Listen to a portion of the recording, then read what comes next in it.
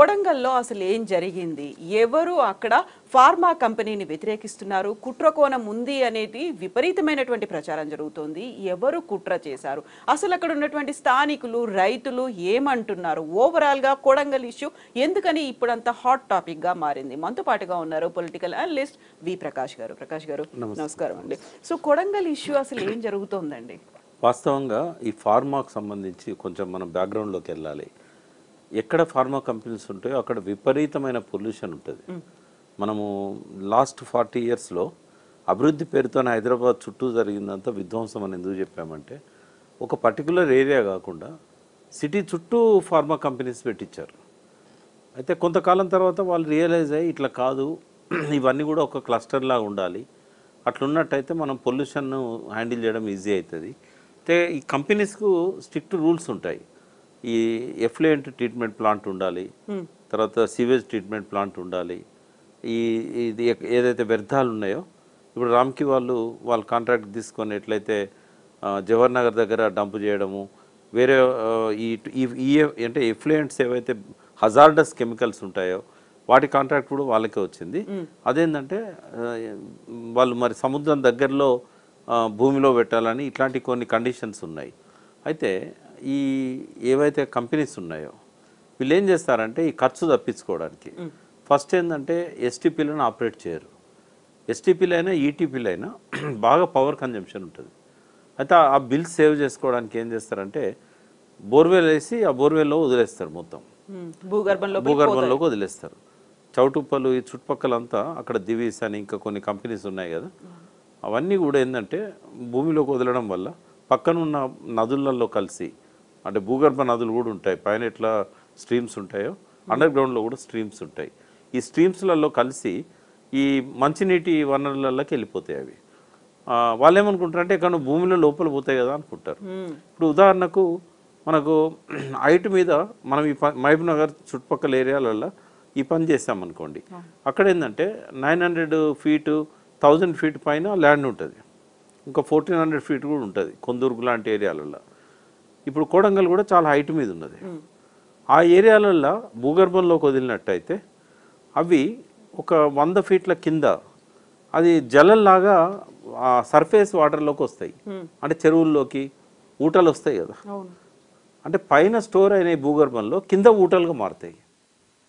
అంటే దాని అర్థం ఏంటంటే ఈ పొల్యూషన్ ఒక్క దగ్గర భూమిలో పోయి అక్కడ ఆగదు, ఈ స్ప్రెడ్ అయ్యి మొత్తము జలాశయాలన్నీ నింపేస్తుంది. ఆ చుట్టుపక్కల బావులలో పోతుంది, బోర్లలో పోతుంది, చెరువుల్లో పోతుంది, వాటితో పండించిన పంటలలో పోతుంది, తినే ఆహారంలోకి పోతుంది. మీరు ఫార్మా కంపెనీ ఎక్కడ పెట్టండి, కొడంగల్నే కాదు, అది గజ్వల్లో పెట్టండి, హరీష్ రావు సిద్దిపేటలో పెట్టండి, ప్రజలు వ్యతిరేకిస్తారు. అందుకే కేసీఆర్ను కేటీఆర్ గారు వాళ్ళ గవర్నమెంట్ ఉన్నప్పుడు మెటిక్యులస్గా ప్లాన్ చేశారు. ఏమన్నారంటే ఈ పొల్యూషన్ వెదజల్లే కెమికల్ కంపెనీస్ కానీ ఫార్మా కంపెనీస్ కానీ ఒక్క దగ్గరే ఉండాలని చెప్పి 20,000 ఎకరాలు సేకరించాలని లక్ష్యం పెట్టుకొని ముచ్చెర్ల దగ్గర దానికి ఒక క్లస్టర్ ఏర్పాటు చేశారు. అక్కడ ఏర్పాటు చేయడానికి కారణం ఏంటంటే ఎక్కువ రాక్ ఏరియాస్ ఉన్నాయి, రాచకొండ గుట్టలు ఉన్నాయి, అది పెద్ద వ్యవసాయానికి పనికిరాని భూములు ఎక్కువ ఉన్నాయి, గవర్నమెంట్ ల్యాండ్స్ కూడా ఎక్కువ ఉన్నాయి ఆడ. అంటే దాదాపు 20,000 ఎకరాల్లో 12,000 ఎకరాలు భూసేకరణ జరిగింది. మీకు తెలుసు అప్పుడు కూడా అక్కడ లంబాడీస్ అక్కడ ఉన్న వాళ్ళు ఎదురు తిరిగారు, ఇట్లాంటి ఘర్షణలు అక్కడ కూడా జరిగినాయి. అయినా కూడా వీళ్ళు ఏం చెప్పారంటే కంపెనీల దయాదాక్షిణ్యాలకు వదిలిపెట్టాం, మొత్తం గవర్నమెంటే టేకప్ చేస్తుంది. ఈ పొల్యూషన్ అంతా వాళ్ళ దగ్గర ఛార్జెస్ కలెక్ట్ చేసి పొల్యూషన్ అంతా హ్యాండిల్ చేసేది గవర్నమెంటే, 24 గంటలు ప్లాంట్ నడుస్తూనే ఉంటుంది అని చెప్పి ఒక అష్యూరెన్స్ ఇచ్చారు. అది కొంచెం బెటర్, ఎందుకంటే వాళ్ళు డబ్బులు సేవ్ అవుతాయి అని చెప్పి ఆపరేట్ చేయకుండా ఇష్టం వచ్చిన దిక్కు పంపిస్తారు. మూసి కాలుష్యం కావడానికి ప్రధాన కారణం ఏంటంటే ఈ రాత్రిపూట 1 గంటకు 2 గంటలకు ఈ ట్రక్కులలో తీసుకుపోయి వ్యర్థ జలాలు వ్యర్థ పదార్థాలు నేరుగా మూసిలకు మరిస్తారు. కొన్ని ఏరియాస్ ఉన్నాయి, ఇప్పుడు పోచంపల్లి ఆ కింద జూలూరు ఆ ఏరియాలో మూసి మీద కల్వర్ట్స్ ఉన్నాయి. ఆ కల్వర్ట్స్ దగ్గర ఏముండదు, వట్టి రాళ్ళు పాతి ఉంటాయి, అక్కడ ఫ్లో ఉంటుంది. వర్షాలు బాగా పడే టైంలో వీళ్ళు ఒక 6 నెలలు 3 నెలలు అక్యుములేట్ అయిన ఈ చెత్తనంతా కూడా అలాగా పట్టుకొని పోయి అందులో డంప్ చేస్తారు, ఒకేసారి వదిలేస్తారు. ఇది కొంతమంది రాజకీయ నాయకులకు మంచి ఆదాయం కూడా అయింది. ఎట్లా అయిందంటే ఆ పేర్లు చెప్పను కానీ రాత్రి 1 గంటకు ఆడపోయి కాపలా కాస్తారు, ఈ వెహికల్ వస్తుంది అనేది వాళ్ళకి ఇన్ఫర్మేషన్ ఉంటుంది. రాగానే వాళ్ళని పట్టుకోవడం, బ్లాక్మెయిల్ చేసి బ్లాక్మెయిల్ చేయడం, వాళ్ళకి మామూలు మాట్లాడుకోవడం, అట్లా కూడా కొంత రాజకీయ నాయకులు దాని మీద సర్వే అయ్యిండ్లు. ఏళ్ల తరబడి కొనసాగింది అది, ఇప్పటికి కూడా నడుస్తుంది. తర్వాత హైదరాబాద్ చుట్టుపక్కల వాటర్ బాడీస్ అన్నింటిలో వదిలేశారు. రాత్రిపూట కూడా ఉమర్ ఖాన్ చెరువు అని ఉంది రాజేంద్ర నగర్లో, అగ్రికల్చర్ యూనివర్సిటీ ముందు. మన ఫ్లైఓవర్ దిగుతాం కదా, పివి నరసింహారావు ఫ్లైఓవర్, దీ కొంచెం ముందు పోయిన తర్వాత లెఫ్ట్కి ఉంటుంది. నేను 1978 నుంచి ఇప్పటి వరకు చూస్తున్నా, ఆ ఏరియా పోగానే ఒక 2-3 కిలోమీటర్ల దూరం నుంచి ముక్కు మూసుకోవాల్సి వస్తుంది. అంత భయంకరంగా ఉంటుంది కెమికల్. కాటేదాన్ ఇండస్ట్రియల్ ఏరియాలో ఉన్న ఫార్మా కంపెనీస్, ఈ కెమికల్ కంపెనీస్ అందులో తీసుకుపోయి డంప్ చేస్తాయి. అంటే మొత్తం హైదరాబాద్ చుట్టుపక్కల మొత్తం ప్రాంతం అంతా భూగర్భ జలాలు మొత్తం కలుషితం అయిపోయినాయి. ఇప్పుడు రూరల్ ఏరియాలను కలుషితం చేయడానికి రేవంత్ రెడ్డి గారు ఇమ్మెచ్యూరిటీతో, ఒక అపరిపక్వతతో ప్లాన్ చేస్తున్నాడు. ఆయన ఏమంటాడంటే, ఒక్క దగ్గర ఎందుకు కేంద్రీకృతం కావాలి, ఫార్మా విలేజెస్ కావాలి అంటాడు. ఫస్ట్ ఏంటంటే ఆయన వెనకాల ఉన్న కుట్ర కోణం అని ఆయన అంటుండు కదా, ఇది స్వార్థ కోణం.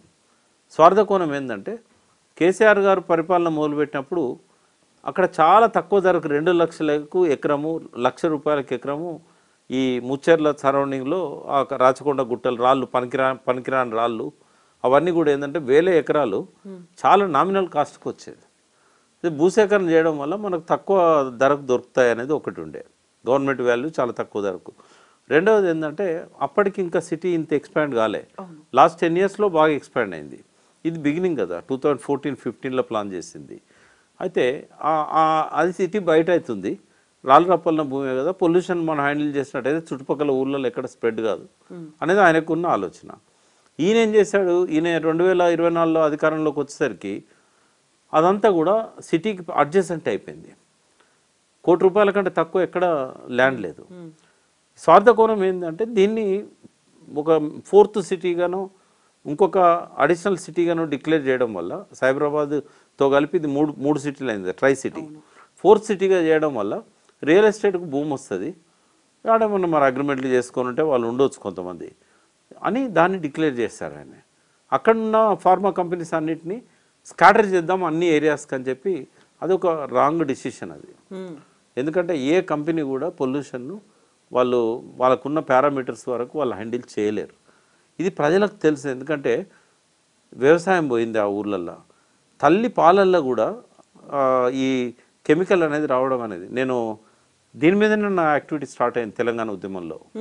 అయితే 1997 ఆ టైంలో నాట్కో చుట్టుపక్కల ఉన్న అన్ని గ్రామాలలో కూడా వీళ్ళు అక్కడ లోపల ఒక స్టోరేజ్ ఉంటుంది, ఈ కాలుష్యాన్ని అంతా అలా స్టోరేజ్లో ఎఫ్లెంట్ ట్రీట్మెంట్ చేయకుండా వదిలేయడము, అవన్నీ కూడా ఊర్లలో ఉన్న బావులలో, ఆ చుట్టుపక్కల డౌన్ స్ట్రీమ్లో ఉన్న వాటిలలో, వాటర్ బాడీస్లలో మొత్తం పోయి పశువులు కూడా చచ్చిపోవడము, తర్వాత మనుషులకు చర్మ వ్యాధులు. తల్లి పాలల్లో కూడా మేము అప్పుడు టెస్ట్ చేయిస్తే ఈ కెమికల్ వచ్చింది, చిన్న పాప తాగే తల్లి పాలల్లో. వెంటనే మేము కలెక్టర్ కంప్లైంట్ ఇచ్చాము, కలెక్టర్ దాని మీద సీరియస్ అయ్యో కమిటీ వేశాడు, లాస్ట్కు కంపెన్సేషన్ ఇవ్వాల్సి వచ్చింది కొంత. అయితే ఆ టైంలో నాట్కో వాళ్ళు లీజ్కి ఇచ్చారు, అది వాస్తవంగా వాళ్ళు చాలా ఎథికల్గా ఉంటారు. సో ఎప్పుడైతే ఇది జరిగిందో లీజ్ క్యాన్సిల్ చేసేసి, వాళ్ళు అప్పుడు తీసుకున్న మెజర్స్ ఏవైతున్నాయో ఈ రోజు వరకు కూడా, మీరు పొల్యూషన్ కంట్రోల్ బోర్డులు ఎవరినైనా అడగండి, best of the best pollution handle చేసే కంపెనీ ఏంటంటే నాట్కో అని చెప్తారు ఇప్పటికీ. అంటే ఏమవుతుంది, కొంత ఖర్చు అవుతుంది. ఇప్పుడు వాళ్ళ లాభాలు, ఇప్పుడు ఐజాన్ టుడే ఈ లాస్ట్ 6 మంత్స్లో 600 కోట్లు నాట్కో లాభంగా ఉంది. అందుకెళ్ళి ఒక 50 కోట్లు 40 కోట్లు పెడితే తప్పేమున్నది, అదే కదా కార్పొరేట్ సోషల్ అంతే కదా. రెస్పాన్సిబిలిటీ అంటే వాళ్ళు ఏంటంటే వాళ్ళు మెంటల్గా ప్రిపేర్ అయిన చేస్తున్నారు. సిఎస్ఆర్ 2%, కానీ వీళ్ళు చాలా ఎక్కువ చేస్తారు. ఎక్కడ స్కూల్ కావాలన్నా, ఎక్కడ హాస్పిటల్ కావాలన్నా ఎవరు అడిగినా ఇస్తుంటారు. ఆ దయాగుణము, ఆ రెస్పాన్సిబిలిటీ అనేది ఈ కార్పొరేట్లో లేకుండా పోయింది. అంటే వాళ్ళు ప్రకృతిని కలుషితం చేస్తారు, ప్రజల ఆరోగ్యం పట్టించుకోరు. ఇవన్నీ కూడా ఈ ఫార్మా కంపెనీస్ వల్ల బాగా ప్రచారమైంది. హైదరాబాద్ చుట్టుపక్కల చాలా అనారోగ్యం ప్రజలలో రావడానికి జిడిమెట్ల, ఈ పాశమైలారం, ఈ చుట్టుపక్కల అంతా కూడా. అయితే ఇప్పుడు వాళ్ళకి తెలుస్తుంది కదా, ఇవాళ రేపు టీవీలు, తర్వాత చెరువుల్లో చేపలను చచ్చిపోయి పైకి తేలడము, వాటిని క్లోజ్ చేయడం, ఆ ఇండస్ట్రీస్ని. కేసీఆర్ గవర్నమెంట్ ఉన్నప్పుడు ఇటు వెస్ట్ సైడ్ జిడిమెట్ల, ఈ పటాన్ చెరువు సైడు చాలా ఇండస్ట్రీస్ని క్లోజ్ చేశారు. పటాన్ చెరువులను అయితే దాదాపు 30 ఏళ్ళ కిందనే వోల్టాస్ ఎరువులు తయారు చేసే కంపెనీ ఆ నక్కవాగులోకి ఆ కాలుష్యాన్ని వదిలితే అది మంజీరాలో పోతే మొత్తం నది పొడుగుతా ఇప్పటికి కూడా ఆ నీళ్ళతో పంటలు పండించుకుంటే ఆ తినలేం మనం. ఆ బియ్యం అంతా అన్నం ఉడికేటప్పుడు పచ్చగా అయిపోతుంది. అందరికి జబ్బులే. ఈ రోజు వరకు కూడా క్యాన్సర్లు, రకరకాల చర్మ వ్యాధులు, అబార్షన్స్ అయితే 30 ఏళ్ళ కింద మూతపడ్డ కంపెనీ అది. కానీ దాని ఎఫెక్ట్ మాత్రం ఇంకా ఉన్నది. అయితే ఇవన్నీ తెలుసు కాబట్టి ప్రజలు ఎక్కడ ఫార్మా కంపెనీ పెట్టినా వ్యతిరేకిస్తారు. ఇంకా నువ్వు వాటర్ బాడీస్ కోసము స్థల సేకరణ అంటే అంత వ్యతిరేకత రాదు. ఏదో కొద్దిగా కంపెన్సేషన్ ఎక్కువ డిమాండ్ చేస్తారు. కొంతమంది ఆ మమకారంతో పోమా అని అంటారు, అక్కడ గొడవ చేస్తారు. బట్ ఫార్మాది వ్యతిరేకించడంలో ఒక అర్థం ఉంది. ఇదివరకు ఇట్లా జరిగింది కాబట్టి మా ఆరోగ్యాలు ఖరాబ్ అవుతాయి, చుట్టుపక్కల ఆరోగ్యాలు ఖరాబ్ అవుతాయి. వాళ్ళు ఎక్కడ పోతారు? ఇప్పుడు అక్కడ డబ్బులు తీసుకొని పక్కకే పోతారు. వాళ్ళు ఇంకా 100 కిలోమీటర్లు అయితే పోరు కదా, పరిసరాల్లోనే మళ్ళీ ఉంటారు. వాళ్ళ పొలాలు ఉంటాయి. అయితే ఇటువంటి కారణాల వల్ల జరిగిందే తప్ప కొడంగల్ది. దాని వెనకాల డిగ్ చేసి పొలిటీషియన్స్ ఉన్నారు, ఒక కాన్స్పిరసీ ఉంది, ఏదో పార్టీ ఉంది, ఆ పార్టీ కార్యకర్త ఉన్నాడు, ఇట్లా చెప్పడం అనేది కరెక్ట్ కాదు. కావాలని చెప్పి దాన్ని ఇంకో పార్టీ మీద తోసేయడానికి అదొక బహానా. కొడంగల్ సీఎం కాన్స్టిట్యున్సీ కాబట్టి ఆయన జీర్ణించుకోలేకపోతున్నాడు. ఒక ఆఫీసర్ను కొడుతున్నట్టుగా విజువల్స్ అన్నీ ప్రచారమైనాయి. కలెక్టర్ను కొట్టకపోయినా అక్కడ పోయిన స్పెషల్ ఆఫీసర్ను షర్ట్ జింపేయడము, ఇవన్నీ పెద్ద పెద్ద ఫోటోలు వచ్చినాయి.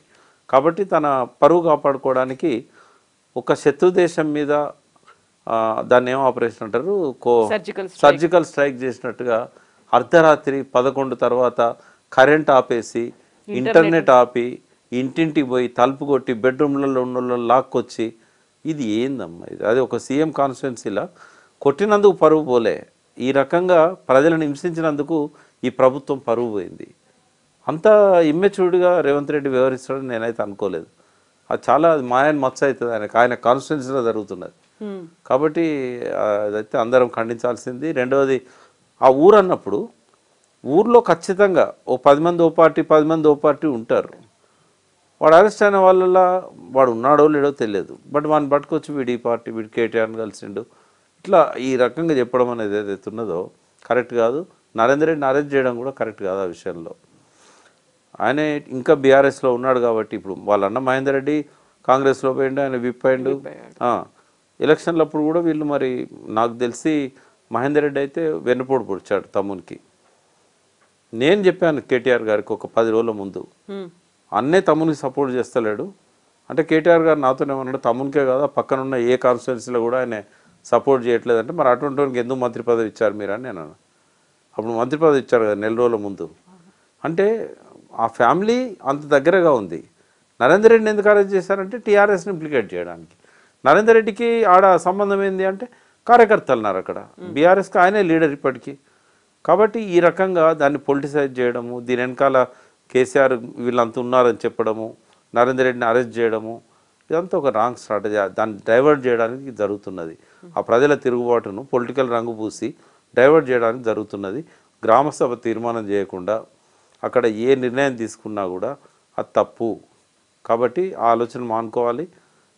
4th సిటీ నువ్వు చేస్తే చేసుకో, కానీ ఎక్కడో దూరంగా పనికిరాని భూములను తీసుకొని ఫార్మా కంపెనీస్ కోసం ఇవ్వాలి తప్ప మళ్ళీ నువ్వు ఊరూరా ఫార్మా కంపెనీలు పెడతానంటే అన్ని ఊళ్ళల్లో కూడా ఇదే పరిస్థితి వస్తుంది. ఇప్పుడు ఇటువంటి నిర్వాసితుల పక్షాన కొట్లాడిందే రేవంత్ రెడ్డి కదా. అక్కడ మల్లన్న సాగర్ దగ్గర పోయి రోజుల కొద్ది క్యాంపులు పెట్టి, మరి నీకు ప్రతిపక్షంలో ఉన్నప్పుడు నీది ఒక విధానం, ఇప్పుడు మళ్ళీ ఇంకొక విధానం. అంటే జనం అర్థం చేసుకుంటారు ఇది ద్వంద్వ విధానాన్ని రేవంత్ రెడ్డి అనుసరిస్తున్నాడు అని. ఒక సీఎం పొజిషన్లో పోయినాక ఈ రకంగా బిహేవ్ చేయడం అనేది అది కరెక్ట్ కాదు. అని తన పద్ధతి మార్చుకోవాలి. ఈ ఫార్మాల కోసం స్థలాల సేకరణ మాత్రం ఎక్కడ చేయకూడదు. ఇప్పుడు ఎందుకు మన భారతదేశమే, అందులో పర్టికులర్గా తెలంగాణనే ఫార్మా క్యాపిటల్ అయింది ప్రపంచానికి అని అంటే, ఏ దేశం కూడా వాళ్ళ దేశంలో మట్టిని కలుషితం చేయడానికి, నీళ్ళని కలుషితం చేయడానికి వాళ్ళు ఒప్పుకోరు. పర్యావరణం మీద ఎఫెక్ట్ పడుతుంది, వేటు పడుతుంది. వీళ్ళంతా సంతకాలు చేస్తారు. భారతదేశం కూడా యునైటెడ్ నేషన్స్లో ఈ గోల్స్ ఉంటాయి కదా, SDG గోల్స్, వాటిలల్లో ఇవన్నిటికీ వ్యతిరేకంగా సంతకాలు చేశారు. వీటిని ఆపుతాం, మేము పర్యావరణం పరిరక్షిస్తాం, మంచినీటిని శుభ్రంగా ఉంచుకుంటాం, ఇవన్నీ. మరి నువ్వు చేసేది ఏంది, చెప్పేది ఏంది? ఇప్పుడు దేశభక్తి అనేది పోయింది ఎప్పుడో. మనకు డబ్బు వస్తే చాలు, ఎవడేమన్నా కానీ, ప్రజలు ఏమన్నా కానీ, లాస్ట్ వాళ్ళకు కూడా చుట్టుకుంటుంది అది. ఇవాళ రేపు ఏ పొలిటీషియన్ 100 ఏళ్ళు బతుండమ్మా? మరి వాళ్ళ కుటుంబాల మీద వాళ్ళ హెల్త్ మీద ఎఫెక్ట్ అవుతుంది కదా. కాబట్టి ఈ ఆలోచన మానుకోవాలని రేవంత్ రెడ్డి గారు కోరుతున్నా.